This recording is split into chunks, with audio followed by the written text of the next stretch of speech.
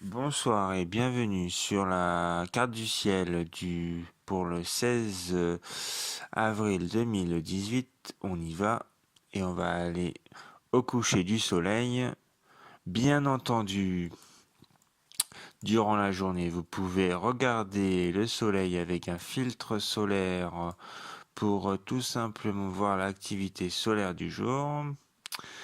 Et au coucher du soleil, on pourra regarder à partir de 20 à 10h moins le quart, vous pourrez regarder Vénus, un point brillant dans le ciel couchant au niveau du soleil.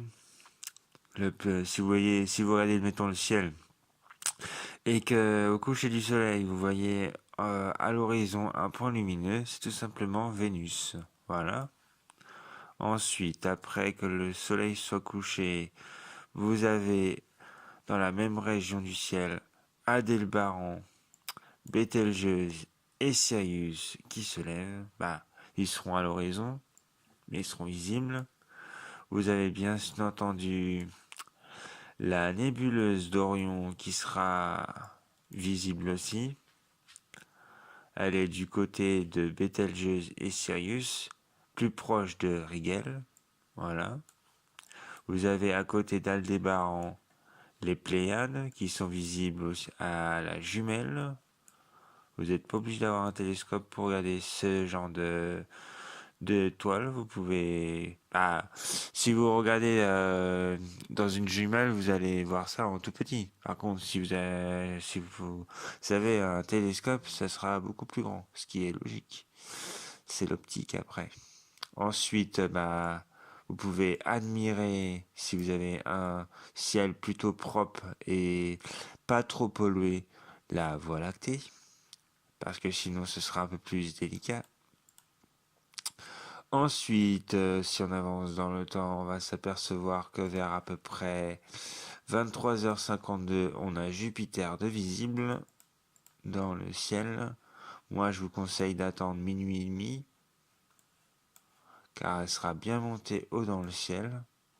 Et là, vous pourrez observer, je pense. Et oui, là, ce sera intéressant. Vous pouvez observer le 17 avril 2018 à minuit 34 l'ombre de Io sur Jupiter. Et oui. On voit ça en virtuel, mais pour ceux qui peuvent, qui commencent pas de bonne heure le lendemain matin quand même, vous pouvez observer Io et Jupiter.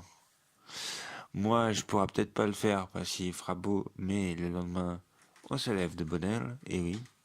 Donc du coup, je pourrais pas le faire. Et en plus, faut avoir un gros télescope parce que si on a un télescope comme le mien, on va voir ça comme ça. Et si j'enlève les planètes, les noms des planètes, quand on regarde Jupiter avec mon télescope, on peut aller jusqu'à voir ça. Après, si je zoome, on peut aller minimum ça. Mais c'est tout. Donc c'est pas avec ça qu'on va voir les ombres de Io. Faut vraiment avoir un bon télescope pour aller observer ça. Mais bon, voilà, c'est déjà pas si mal. Ensuite, on peut observer un peu plus tard dans la nuit, même au lever, vous pouvez, mettons, observer Jupiter à minuit, vous couchez, et puis vous relevez vers à peu près, on va dire, 4 heures du matin, même pas, c'est un peu...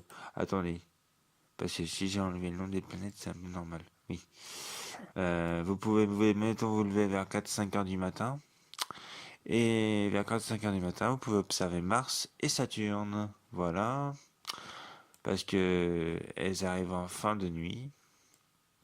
Et juste après, vers à peu près 6 heures du matin, se lève le soleil.